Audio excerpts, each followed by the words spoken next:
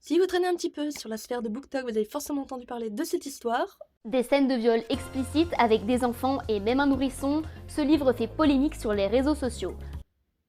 Dans cette vidéo, on n'est pas là pour dramatiser ou donner son point de vue, je suis là pour vous contextualiser toute l'histoire afin que vous puissiez avoir votre propre avis et mieux comprendre parce que c'est vrai qu'on s'y retrouve un petit peu difficilement entre les médias qui retirent des infos, les TikTokers qui mettent à leur sauce. On est un petit peu en mode oh. Sur ce, bonne vidéo. Alors avant de débuter, on va faire un truc très simple, c'est donner une définition aux trois mots centrales qui tournent autour de ce drama, donc la pédocriminalité, la pédophilie, l'auto-édition et la dark romance. On va déjà commencer par le plus simple, c'est l'auto-édition. Qu'est-ce que c'est? Eh bien, c'est une méthode pour publier. Comme son nom l'indique, auto-édition, on s'édite soi-même. Donc dans ce contexte, l'auteur y dirige absolument tout, que ce soit de la publication, la mise en page, la correction, la couverture et tout le tralala commercial. Donc c'est pour ça que ce livre a pu être publié malgré son contenu extrêmement explicite. Parce qu'il n'y a pas de regard extérieur. C'est vraiment l'auteur qui décide où il le publie, quand il le publie, comment il le publie. Et ça a créé des dérives.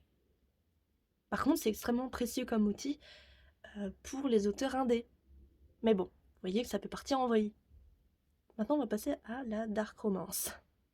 Alors, c'est un sous-genre littéraire, retenez bien, sous-genre, qui émane de la romance, mais ça explore des zones beaucoup plus sombres, beaucoup plus ambiguës, comme les relations toxiques, la violence, qu'elle soit psychologique ou physique, de la manipulation, des traumatismes, et plein de choses assez controversées. Il faut savoir que souvent, dans ce genre de romans, il y a parfois des rapports de force entre les personnages qui sont pas forcément consentants. Par contre, retenez bien ça. Dans la dark romance, les deux personnes qui sont liées entre guillemets par la relation sont consentants tous les deux pour s'acharner à s'aimer entre guillemets. Ça c'est important.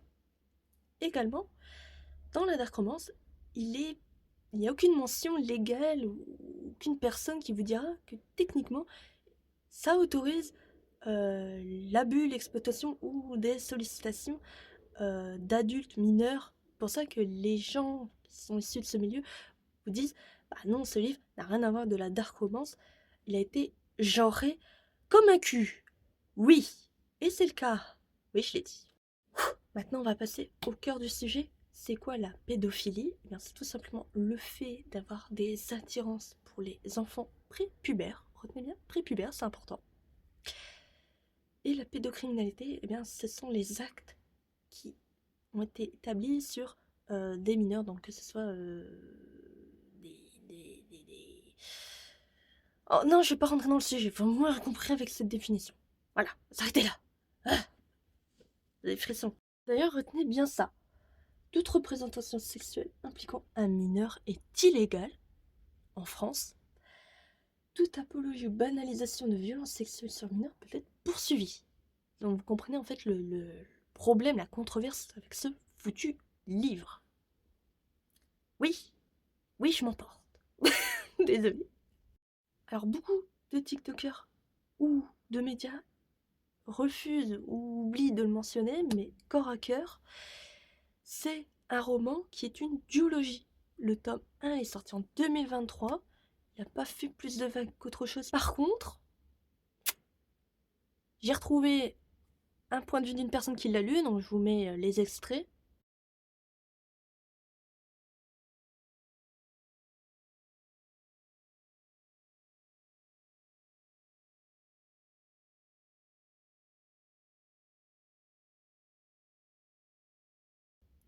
Le tome 2, il est sorti en 2024. Pareil, il n'a pas vraiment fait plus que ça de vague. J'ai pas retrouvé de traces qui, entre guillemets, incriminent le tome 2. Celui qui nous intéresse, c'est celui qui est sorti en 2025 et qui est justement l'intégrale. Donc le tome 1 plus le tome 2. On va se baser uniquement sur l'intégrale et non le tome 1 et le tome 2 séparés. Bien qu'ils ont été retirés d'Amazon, mais ça c'est techniquement politique d'AE. Quand vous avez un livre qui est suspect, controversé ou banni, et bien toute la chronologie de ce même roman, et ben elle est jetée à la trappe, à la frappe. Il vous frappe, effectivement. Il vous frappe du bannissement. Alors au niveau de la chronologie, c'était assez rapide, ça a vite pris en bad buzz, donc ça s'est écoulé en quelques jours à peine. Au départ, il y a eu des extraits qui ont suscité deux réactions. D'un côté, il y a les personnes qui commençaient à s'indigner en mode mais qu'est-ce que c'est que ce torchon et qu'est-ce que ça fout dans un livre? Comment il a pu être édité?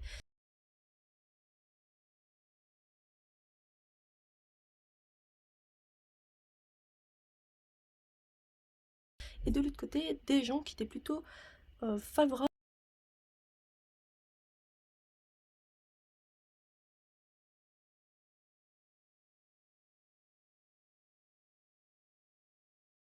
Juste, il y a eu des réactions dues à ces premiers extraits de personnes qui sont des chroniqueurs littéraires, des auteurs, etc.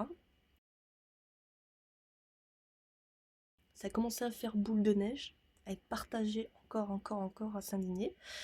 Ensuite, il y a eu une pétition qui a été faite. Quelques jours seulement, une pétition a réuni plus de 80 000 signatures pour demander le retrait immédiat du tome 2, dans lequel les scènes les plus difficiles sont décrites.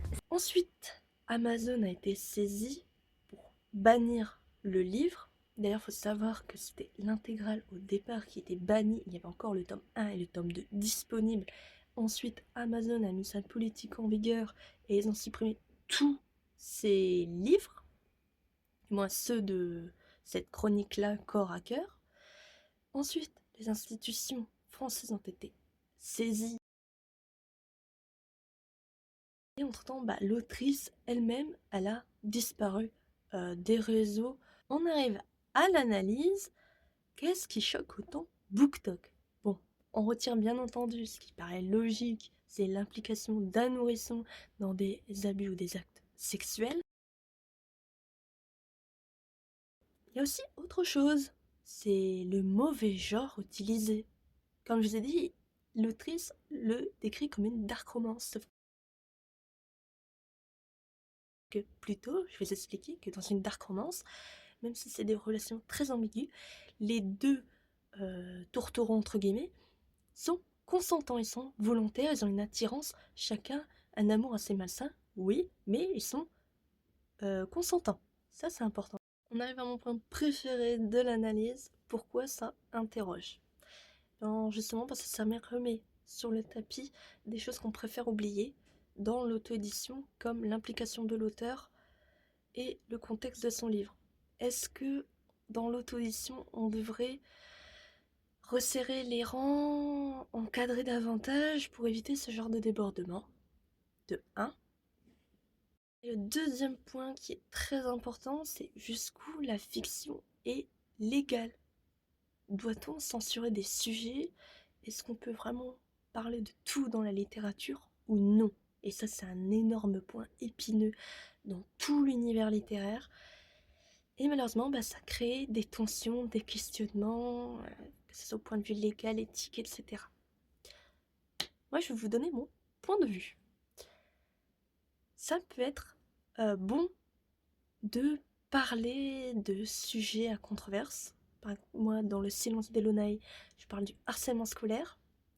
Et je vais vous montrer la différence entre son livre Corps à cœur, qui est censé dénoncer des actes pédocriminels, de moi qui dénonce des violences sexuelles, des viols ou de l'abus physique.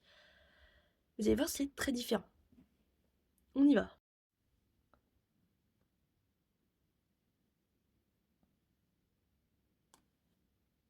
Voilà, c'était ça la scène de viol.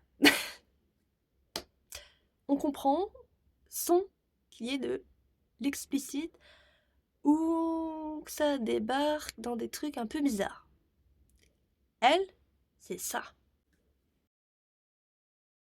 Pas si c'est vraiment dénoncer ou romantiser ce genre d'acte.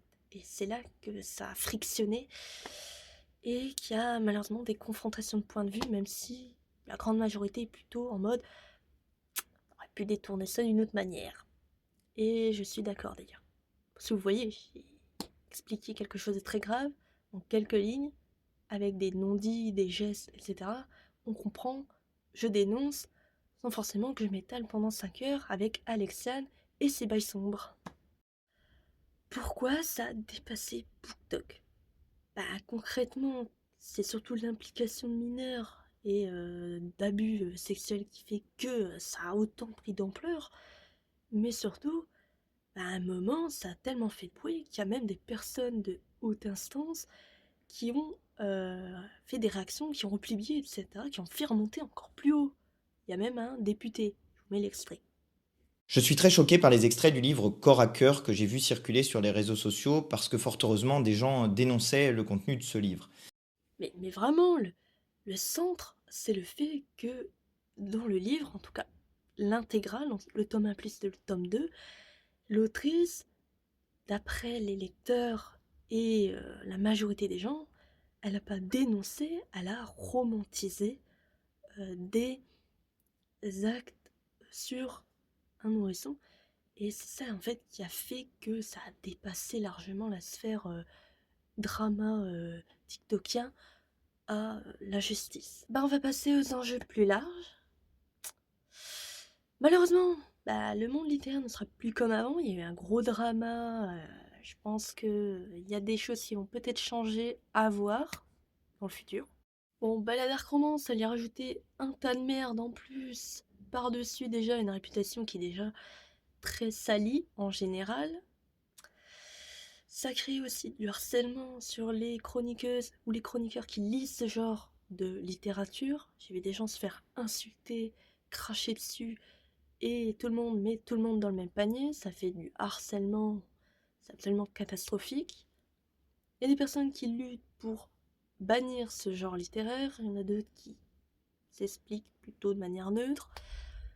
Moi, je vais vous dire, il y a eu un dérapage là, ne mettez pas tout le monde dans le même panier.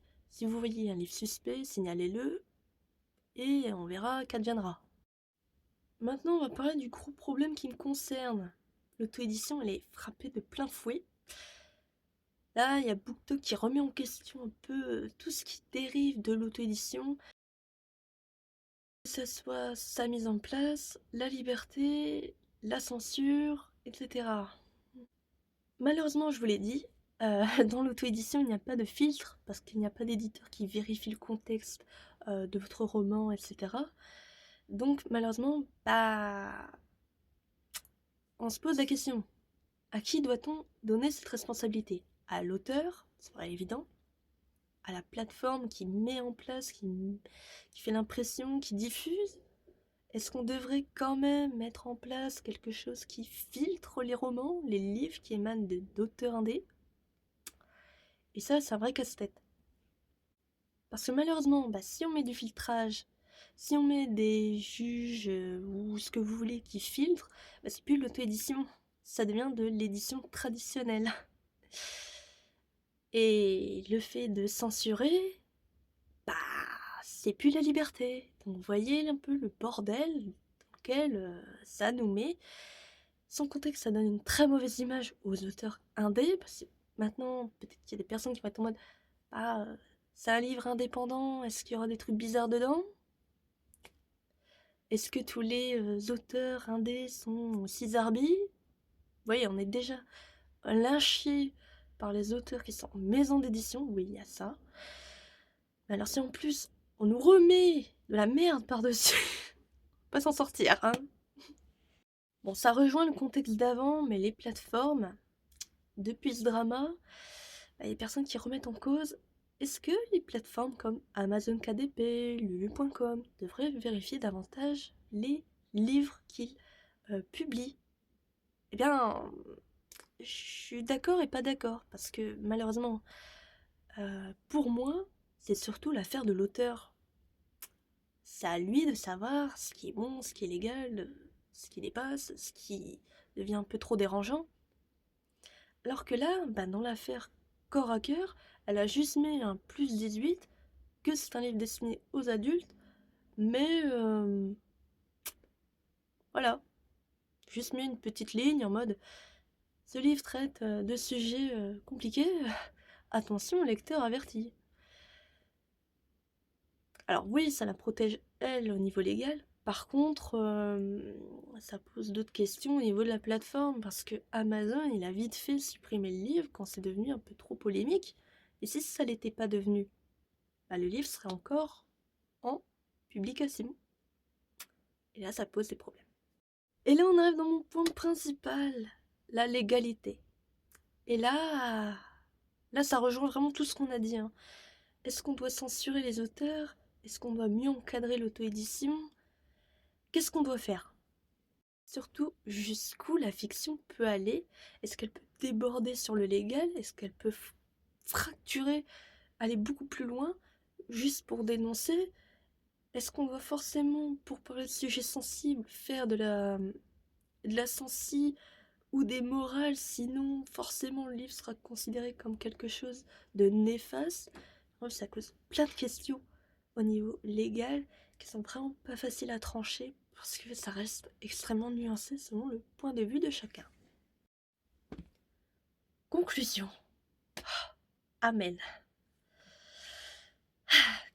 Je ne donnerai pas mon avis personnel concernant cette affaire. J'essaie d'être la plus neutre possible en donnant mon point de vue d'autrice, pas mon point de vue de bipède. Par contre, franchement, ça va nous donner une leçon à tous et ça nous montre le vrai problème derrière ça. C'est que le monde littéraire en France, il est absolument pas encadré. Que c'est édité ou auto-édité. Bon, là, on prend en compte l'auto-édition. Il n'y a aucune structure à ce jour qui encadre, filtre, aide ces auteurs-là.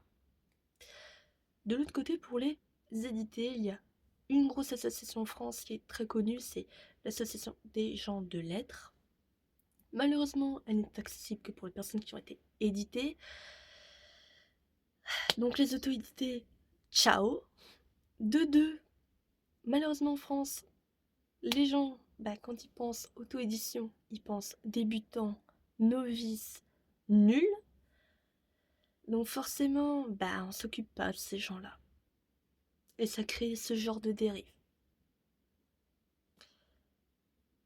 Et pour les éditer, même si vous avez eu la chance d'avoir une maison d'édition derrière vous, malheureusement, il y a des dérives aussi.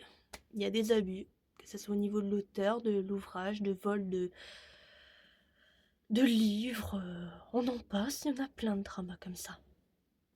Donc franchement, il devrait y avoir une grosse restructuration parce que c'est vraiment catastrophique. D'ailleurs, en parlant de livres édités, parce que beaucoup remontent le problème, oui, il n'était pas édité donc il a pu passer les mailles du filet. Il est édité par une grande maison d'édition, c'est Hachette. Et dedans, il y a des passages très ambigus sur des relations avec des mineurs. Après, c'est pas en France, hein, mais quand même. Ouais.